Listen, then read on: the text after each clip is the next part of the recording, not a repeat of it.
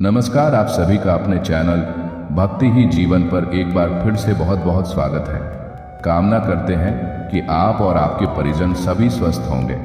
इसी कामना के साथ आगे बढ़ते हैं आज के इस दिव्य क्रमांक की ओर। क्या आपने कभी महसूस किया है कि कोई इंसान आपके बहुत करीब है, लेकिन उसके दिल में आपके लिए जहर भरा हुआ है? वो आपकी हर मुस्कान के पीछे खंजर छुपाए बैठा है। वो आपके गिरने का इंतजार कर रहा है और अब हर नकाब हटेगा।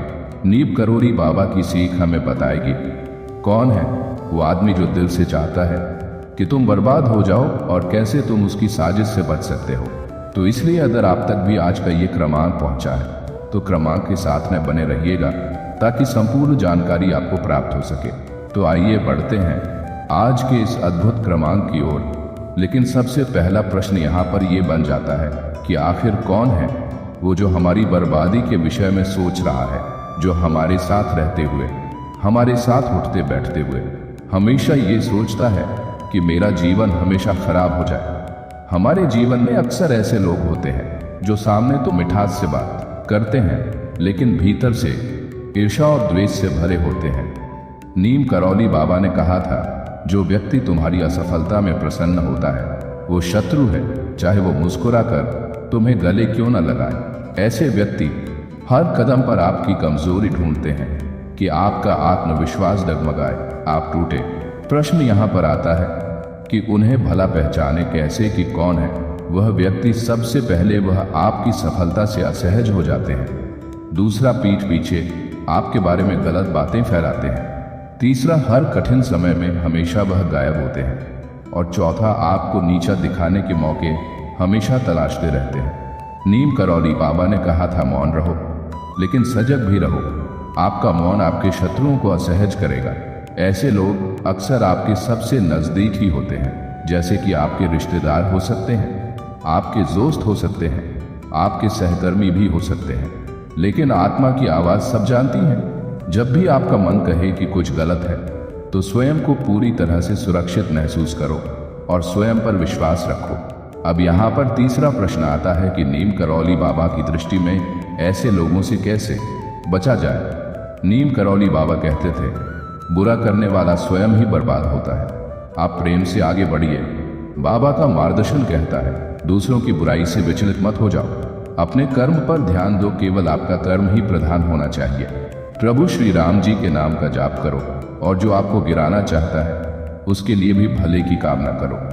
यहाँ एक सावधानी भी आपके लिए है, आप हर समय सावधान रहो, सजग रहो, लेकिन क्रोध नहीं करना है। बाबा कहते थे, जो तुम्हारे लिए गड्ढा खोदते हैं उसमें पहले वो स्वयं ही गिरते हैं, लेकिन तुम्हारा कर्तव्य है शांत बने रहना। क्रोध कर्मा को जलाता है, क्षमा उसे बचाती है। इसीलिए यहाँ पर आत्मचिंतन और शक्ति दोनों का संयोजन बहुत जरूरी हो जाता है। अर्थात जब आप ध्यान लगाते हो, जब आप भीतर उतरते हो, तब तुम्हें वो शक्ति मिलती है जो हर छल का पर्दाफाश कर सकती है। इस प्रार्थना को पूरा अवश्य सुनिएगा, तभी यह प्रार्थना आपके जीवन में बड़े बदलाव को लेकर आने में सक्षम हो पाएगी। प्रार्थना है, हे बाबा, जो मेरे लिए बुरा सोचता है उसे सद्बुद्धि दो, मुझे इतना सामर्थ्य दो कि मैं खुद को कमजोर होने से रोक सकूं। आपका जीवन प्रथम बार प्रार्थना करने से ही परिवर्तित हो जाएगा, क्योंकि महाराज कहते हैं कि कर्मों के फल से कभी कोई बच नहीं पाया। जो आपके लिए बुरा सोचते हैं, जो आपके विनाश की कामना करते हैं, उनके उन्हीं कर्म का फल एक बार ईश्वर जरूर देता है। असंख्य उदाहरण है जहां समय के साथ हर प्रकार का नकाब उतरता गया, सत्य उजागर होता गया और प्रेम ने हमेशा विजय पाई। इसलिए महाराज जी कहते हैं, जीत हमेशा आपकी होगी, लेकिन इसके लिए तुम्हें करना क्या है? सबसे पहला, सत्य की राह पर चलो, कुछ भी हो जाए सत्य के प्रमाण के साथ आगे बढ़िए। दूसरा, अपने मन को मजबूत बनाओ। तीसरा, नीम करौली बाबा का स्मरण रोज करो। चौथा, उन लोगों से दूरी बना लो जो आपकी आत्मा को चोट पहुंचाते हैं। और पांचवा है, खुद को विश्वास से परिपूर्ण करो, क्योंकि जो सत्य के साथ है उसकी जीत हमेशा हमेशा हर हाल में होगी। इसलिए जीवन में ये बात याद रख लीजिए, अगर इस प्रकार से जीवन में जीवन व्यापन करना आप शुरू करते हैं तो हर नकाब अब हटेगा, हर झूठ उजागर होगा, आपकी शक्ति जागेगी और जो आपके पतन की चाह रखते हैं उन्हें तुम्हारी उड़ान देखनी ही होगी, क्योंकि नीम करौली बाबा कहते हैं, भरोसा रखो, तुम अकेले नहीं हो जो सत्य के साथ है, उसके साथ सारा ब्रह्मांड होता है। अब वक्त है जागने का, सजग होने का और उस रास्ते पर चलने का जहां हर बंधन टूटता है और हर छल हारता है। जय नीम करौली बाबा की। तो ये था आज का अद्भुत क्रमांक। आशा करते हैं ये क्रमांक आप सबके लिए फलदायी हो। आप अपने जीवन में खूब तरक्की करें, आप अपने जीवन में अपने शत्रुओं पर विजय पाएं, आपकी हमेशा सन्मति और सद्बुद्धि बनी रहे।